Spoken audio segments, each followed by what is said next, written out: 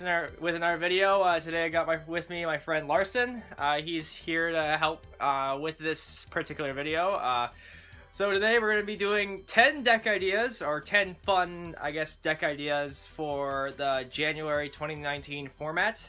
These range from any levels of competitiveness, and some of these are getting more support this month, and others have been already gotten support or have gotten released a little bit ago, kind of thing. And again, these are just our opinions, so I mean, if you have other opinions, just feel free to comment them, but this is just what we feel are 10 deck ideas that are either getting more support or just new off the bat coming in January, stuff that we think is going to be fun to play. Alright, so I guess I'll start us off. So my my first one had to be Harpies. Reason why, well, one, they're getting new support in the Legendary Duelist set that's coming out in I think 2 weeks or something like that. So yeah, they're getting new support. None of it's meta breaking, but it still makes some gives them more support to fool around with, and with more, and give them more experimentation for them. And right now, yeah, they are kind of a little bit expensive because, well, they're Harpies, they're a classic anime deck and everyone loves them. But I'm pretty sure it's pretty budget enough to build a deck out of it, and I'm pretty sure some of it's gonna get reprinted though in the Legendary Duelist set. So yeah, just that one to start us off. I think that one's a pretty good pick. If you guys are ever looking for a anime style deck, Harpies might be for you. Speaking of anime style decks, even though it's not a new deck, due to all the reprints and recent-ish support for them, we feel like Galaxy is a good option for coming up, just because now a lot of the cards are more accessible due to price, being reprinted in the OTS, and there's been new cards and new support that helps them out. I think it was, what was it, the set with all the dangers and stuff, where they got their Link monster and all that. They've got good support now. We just need to work it all together. The prices have dropped, so it's easier, more accessible. Again, if you're looking for an anime deck, who doesn't like Kite? He was a badass. It's just fun to play around. It's like Blue Eyes, but with effects, pretty much. Besides that, it's pretty fun. I played around with it. I know other guys at the tournaments are playing with it. It's a good option, yeah. All right. Yep. On next, for a third deck, I had Trains. Trains, again, yes, they are getting more support in the Legendary Duelist set, but they're also getting their Link monster in Link Frames Pack 2. Now, whenever we get that, I would not know. This was finally getting Jasmine, and that was I don't know, a year ago, wasn't it? Right, yeah. So, yeah, so who knows when that Train Link's gonna come out, but regardless, they are getting support, so it would be kind of a idiotic thing not to include them on here. So, if you don't know what Trains do, they're pretty much a rank 10 engine. So, shout out rank 10 Yugioh. Yeah. They're his deck and everything, but yeah, they spew out Gandora or whatever the heck their rank 10 is, and they have a the one that burns you for 2,000. That is another one of them. Yeah, Gustav Max. Yep. They have access to Ravenous Tarantula and the whole Spider group in general, ranking up and stuff. Yeah, and it's a machine deck, so you could use limited removal for more damage, and just it's in general just a really good OTK deck, and just a big powerful deck that can get out powerful rank 10s. So, but yeah, and also all of it's pretty cheap. There's nothing really too expensive as I could see, so it's pretty a budget pick. So if you ever need a machine deck option and you want to get a little bit memey with rank 10 or something like that, play some Trains, and you know what they say, right? I think I can. No. All right, on to Larson again. Well, another thing that I was thinking about was, as of recently, Hidden Sunrise came out, and we've seen stuff like Prank Kids doing very well from there. But a deck that hasn't quite seen the meta yet is my Akashi, and that's a deck where I feel like there's a lot of potential since it's a dark zombie deck. We've got all the support we need for that. It's just there needs to be a build that really works with their play style. The one that's being seen the most play, obviously, is going to be the Bone Tower Mill, where the more you summon your zombies, the more mill you... It's essentially a FTK for your opponent. You try to get them to mill their deck out, so then when you pass your turn, they won't have any cards to draw, and you win. I feel like there's maybe a couple more touches that we need on the deck, maybe, for them to be, as good as we need them to be. but they're obviously just a fun pick for right now. It's a really fun deck. They have a level 2 that just floats all the time, and really kind of an easy playstyle to learn if you're familiar with zombies. So that's a good pick in my opinion. Mm-hmm. And also, it's just like it's also getting new support in Dark Neostorm, which should be out in like I think May or something like that. But still something to look forward to if you're playing that deck. So, and on to the 5th deck now. Another one I had would be Lunalights, and I know you're just like, oh, you're just saying all the ones that are in the Duelist pack. Yeah, I know, but still, again, they're getting new support. They're getting a new fusion. They got 2 new monsters, and it's pretty much making the deck a lot more better than what it was.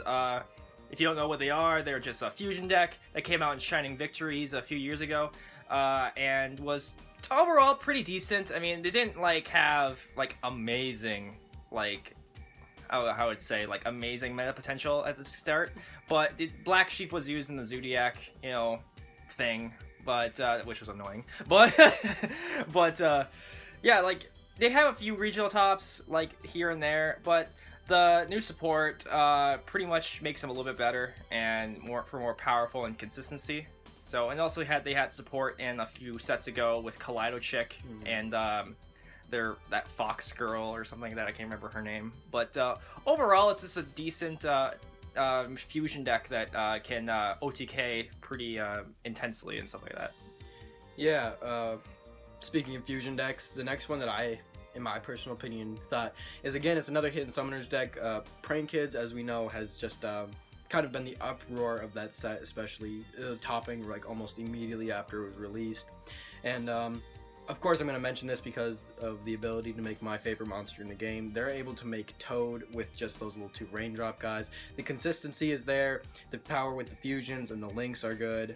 Their field spell, there's not much to say about them. They're a very well-rounded archetype that people undermined until it came out, and it just took the game by surprise by topping an event. And I expect to see more from this archetype. I expect it's going to be being played as competitively as it should be. It's got a good arsenal behind it, and it has a lot of potential. Yeah. And number 7, I would have to say, I know I'm a dinosaur player, and I know this is really of course you're gonna say this. Dino Wrestlers. Reason why, I mean, if you're in the mood of playing something different for dinosaurs, and you want to just play something fun and do a lot of funny Pankratops. Yeah, Pankratops. Do a lot of funny OTKs with the Dino Wrestlers and everything. Then play Dino Wrestlers. It's a pretty fun deck. There's a lot of ways you can build it. There is the Lost World variant. There's also the variant I used, which is a little bit weirder. It is the Brilliant engine I had in there. But you can build it in a lot of different ways.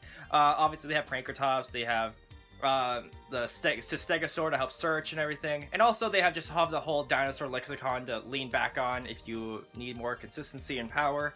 So overall, it's just a really fun deck and everything, and obviously they are getting new support, as I've said, I've made videos on it, on the channel and everything about their new support. So that's something to look forward to. But no, yeah, and it's just, they're all commons, pretty much. Pretty much every card is common, except for I wish Pankratops was a holo, but we can't all have nice things. Yeah, it's just a really nice deck, pretty fun dinosaur variant if you ever in the need of a, something different. For number 8? 8, yeah. Yes. Number 8, I'm gonna mention the Weatheries and or Weather Painters, whatever you prefer to call them. Me being personally a stun type player, just that's my playstyle, and seeing a deck like Weatheries kind of die down a bit, and then now they're getting a new trap card, which makes them a lot better. It's really nice to see. It's nice to see these older decks getting recognition, and it's not even that old actually. It's about a year old by now. But when it even came out, it was recognized for its stun, its ability to float. They're very odd style of play, how their continuous spells and traps give the monsters effects. The monster effects are okay just in general. Snow is their searcher, and they've got other ones that apply to different effects. But the spell and traps is what makes the deck, the heart and soul of the deck. And the fact that we're getting a new trap that just really makes them 10 times better than they already are right now. It gives the deck not only meta competitive possibilities, but for people who want to play a stun deck that's not unreasonably expensive. Snow's $8, but the rest of the deck's very cheap. the weathers or weather painters, whatever you prefer to call it, is a good option for this format at least. Yep, so now we're on to number 9, which is pretty much my last pick. I would have to say, I guess the last one, Nephthys. They're a new deck that came out in Hidden Summoners. They're kind of a weirder ritual deck, and we'll give them that. Like, they have some links and everything, so it's kind of weird how to make them, and, like, they're all wind, which is even weirder. I don't know why they're wind. I was like, wait, why are they wind? They're like fire oriented. What's going on here? But yeah, and like they have a lot of popping effects because you know it's Nephthys. They're like kind of like the same. They're pretty much all built around the whole Sacred Phoenix thing, coming back in the standby phase after they're popped and everything. So that's really cool. Everything's pretty cheap for them, to be honest. They're all like in the Hidden Summoners thing. Like a lot of them are, a few of them are secret rares, but like honestly like 50 cents or something like that. And like sure, you're gonna probably be dropping a few, like a little bit for pre-preps and everything, because you can use pre-prep in this deck, and like mana juice. But good thing for us, mana juice got reprinted instead of Hidden Summoner, so that's even a bigger plus. Same as prep as well, like regular prep. So you got a lot of like budget ways of making the deck, and there's like a few ways you can make it. There was a True King Nephthys variant that's been running around that's like takes advantage of like diagram popping your stuff and with the Wind True King and everything. And there's another one, like if you want to just go more ritual focused, you can just go with the regular rituals and everything like that. And I think there was also a Fire King variant as well, which was pretty interesting. But there's a few ways you can make it. For me, I would rather make the pure rituals. I don't know why, I just want to be like that.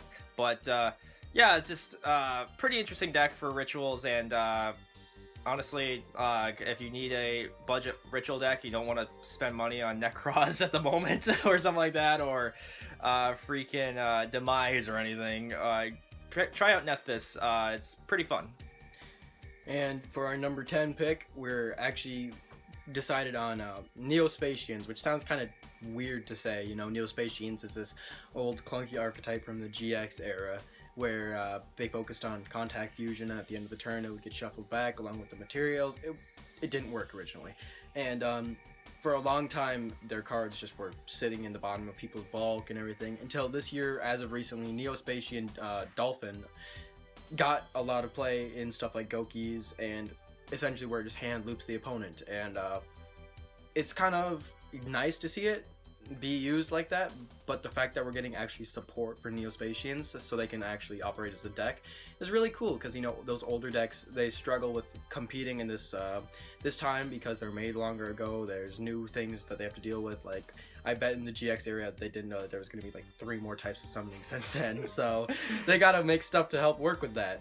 And it's really nice to be saying that we're going to get more support for Neo-Spacians, and we're just hoping for the best. It's kind of like our wild card pick, because they've never done anything, and we've seen decks that haven't ever done anything become just great because of the new support that they get and stuff like that. So we're just hoping for the best for Neo-Spacians, and waiting for that support to see if anything comes up with it. Yeah, and like obviously Neo-Space Connector is being used in like degenerate ways and everything, and same as his Soul Day, but I'm pretty sure if, let's probably those few people, like, hey, let's try make it in the Neo-Spacians, you know, and given that they are getting new support and everything, it's just, you know, why not try play Neo-Spacians for once and everything, like see where it goes and everything, so. But no, yeah, that is our 10 decks to try out in the January 2019 format. Thank you, Larson, for being in this video. And what do you guys think we missed? Was there any decks that you guys think we missed in this video? Leave them down in the comment section below. We would love to see. And yeah, and what do you guys think of our list of decks that we've shared with you guys? Do you guys like them? Do you think some of them were kind of weird and everything like that? Also leave that down in the comment section. But no, yeah. Thank you all for watching. Leave a like, comment, definitely subscribe. We should all see you guys in the next video. Have a nice day.